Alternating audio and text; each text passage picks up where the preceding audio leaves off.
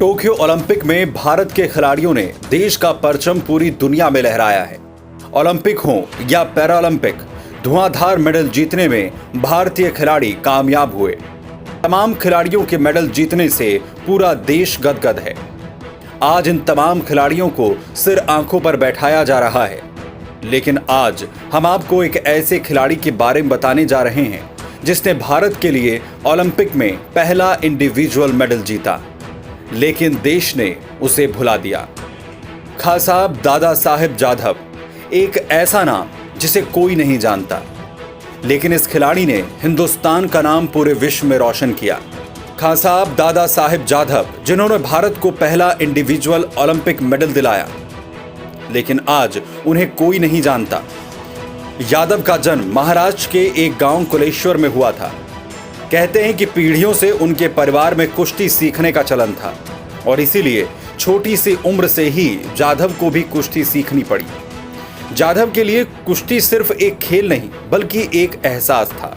कहा जाता है कि वैसे तो Jadhav swimming, weight lifting, gymnastic जैसे खेलों में काफी अच्छे थे, लेकिन उनकी जान कुश्ती में बसती थी। जाधव बहुत अमीर घराने से नहीं थे, बमुश्किल उनका महीने का गुजारा चलता था, लेकिन फिर भी उनके परिवार ने कभी भी उन्हें कुश्ती करने से नहीं रोका। महज 8 साल की उम्र में जाधव ने अपना पहला मुकाबला खेला। उस मुकाबले के बारे में कहा जाता है कि जाधव ने वहां के कुश्ती चैंपियन को हरा दिया था, वो भी सिर्फ 2 मिनट के अंदर। बस उसी दिन से जाधव ने यह निश्चय कर लिया कि वो प्रोफेशनल रेसलर बनेंगे, कड़ी मेहनत करेंगे और लगातार अपनी मेहनत से कुश्ती में आगे बढ़ने लगे। जाधव के पिता दादा साहेब जाधव जाने माने पहलवान थे। ऐसे में बचपन से ही उन्हें कुश्ती से प्यार था। देश आजाद हुआ और बारी आई विरासत में मिले खेल को आजमाने की। जाधव ने खूब मेहनत की। 1948 में लंदन ओलंपिक की बारी आई तो जाधव को समझ आया कि मेहनत के साथ पैसा भी चाहिए, और पैसा था नहीं। खैर, हाथ पैर मारे तो पैसे का इंतजाम हो गया। कुछ पैसे कोल्हापुर के महाराज ने दिया तो कुछ पैसे का इंतजाम गांव वालों ने किया। जाधव ने भी इन पैसों की कीमत चुकाई। 52 किलोग्राम कैटेगरी में वो लंदन ओलंपिक में 6ठे नंबर पर आए। उनके देसी मगर तेज पैतरों को देखकर उन्हें अमेरिका के पूर्व कुश्ती चैंपियन ने ट्रेनिंग दी। जाधव लंदन से मेडल भले ही ना ला पाए हों, मगर अगली बार के लिए अपनी दावेदारी उन्होंने ठोक दी थी। लंदन ओलंपिक की हार जाधव के दिलो दिमाग पर छा गई थी। वो नहीं भूले थे उनका लक्ष्य क्या है। बताया जाता है कि अगले ओलंपिक के लिए उन्होंने 4 साल तक कड़ी मेहनत की।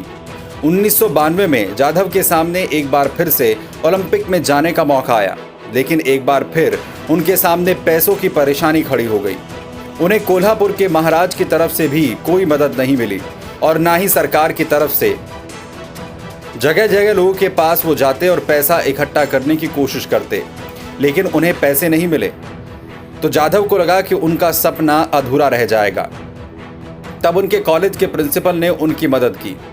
कहा जाता है कि जाधव पर उन्हें बहुत विश्वास था और इसीलिए उन्होंने अपना घर 7,000 रुपये में गिरवी रख दिया, जिससे कि जाधव ओलंपिक जा सकें। जाधव जेब में पैसे और आंखों में सपने लेकर ओलंपिक खेलने पहुंच गए। उन्होंने वहां पर कई खिलाड़ियों को पस्त किया। जाधव ने वहां पर एक जबरदस्त लड़ाई लड़ी थी। उनकी अगली फाइट रूस के पहलवान से थी।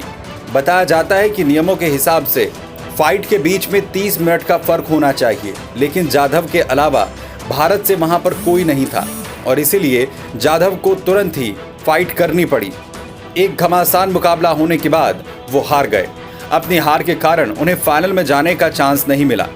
इसके बावजूद वो कांस्य पदक जीतने में कामयाब रहे और आज़ाद भारत के पहले ऐसे भारतीय बने जो अकेले किसी मेडल को लाने में कामयाब हुए, और उनका नाम इतिहास के पन्नों में दर्ज हो गया।